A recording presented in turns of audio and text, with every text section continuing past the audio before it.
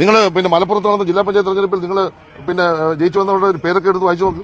ആർക്കൊക്കെ എവിടെയൊക്കെ ഭൂരിപക്ഷം ഉണ്ട് ആ സമുദായത്തിൽപ്പെട്ടവർ ജയിക്കത്തുള്ളൂ. ഇനി സമുദായത്തിന് ഭൂരിപക്ഷം ഇല്ലാത്ത എവിടെ നിന്നാലും ജയിക്കത്തില്ല. അങ്ങനെ കേരളം പോകണോ?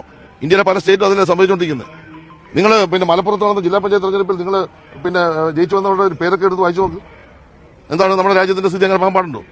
കാസർഗോഡ് മുനിസിപ്പാലിറ്റി എടുത്തു നോക്ക്. നിങ്ങളിത് ഉത്തർപ്രദേശും മധ്യപ്രദേശും ആക്കാൻ ശ്രമിക്കരുത്. മന്ത്രി സജി ചെറിയാൻ ആരെ ചൊറിയാൻ പറഞ്ഞതാണെന്നറിയില്ല.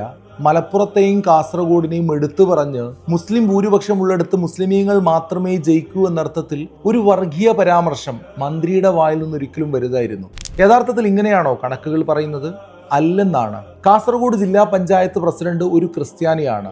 അദ്ദേഹം മത്സരിച്ചത് മുസ്ലിം ഭൂരിപക്ഷമുള്ള പ്രദേശമായിട്ടും ഒരു മുസ്ലിമിനെ തോൽപ്പിച്ചാണ് 7% താഴെയുള്ള ക്രിസ്ത്യൻ സുഹൃത്തുക്കളെ കൂട്ടത്തിൽ നിന്നൊരാൾ ജയിച്ചത്.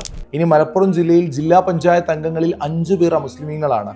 മലബാറിലെ മക്കയായ പൊന്നാനിയിൽ ഒരു അമുസ്ലിമാണ് MLA. മാത്രമല്ല കാസർഗോഡ് നഗരസഭയിൽ 39 സീറ്റിൽ 15 പേർ അമുസ്ലിമീങ്ങളാണ്. എന്നാൽ ഈ പറഞ്ഞ ചെറിയാൻ മന്ത്രിയുടെ സ്വന്തം സമുദായത്തിന് ഭൂരിപക്ഷമുള്ള പാലാ നഗരസഭയിൽ 26 ഒരൊറ്റ വാർഡിലും ഒരൊറ്റ മുസ്ലിം പേരുമില്ലെന്നതാണ് സത്യം.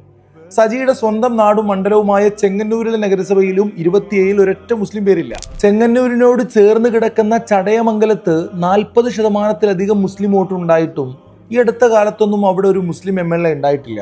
പക്ഷെ ഇവിടെയൊന്നും കാണാത്ത വർഗീയത എങ്ങനെയാണ് കാസർഗോഡും മലപ്പുറത്തും അയാൾ കണ്ടു?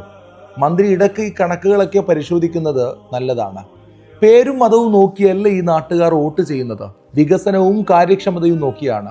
ഇനി ഇവിടെ ഒരു മുസ്ലിമിനെ കൊണ്ടുവന്ന് BJP സ്ഥാനാർത്ഥിയാക്കിയാലും അയാളെ ഇവിടെ വിജയിപ്പിക്കില്ല. അവിടെ വിജയിക്കുന്നത് LDFോ UDFോ ആകും. അത് ചിലപ്പോൾ മുനീർ ആയിരിക്കും, അല്ലെങ്കിൽ രാജേഷോ ജോസഫോ ആയിരിക്കും. സജി ചെറിയാനോട് പറയാനുള്ളത്, കേരളത്തിൽ സമുദായങ്ങളെ തമ്മിലടിപ്പിക്കാൻ ഇത്തരം ശ്രമങ്ങൾക്ക് വർഗീയ പരാമർശങ്ങൾ കൊണ്ട് കൊടി പിടിച്ചു കൊടുക്കരുത് എന്ന അപേക്ഷയാണ്.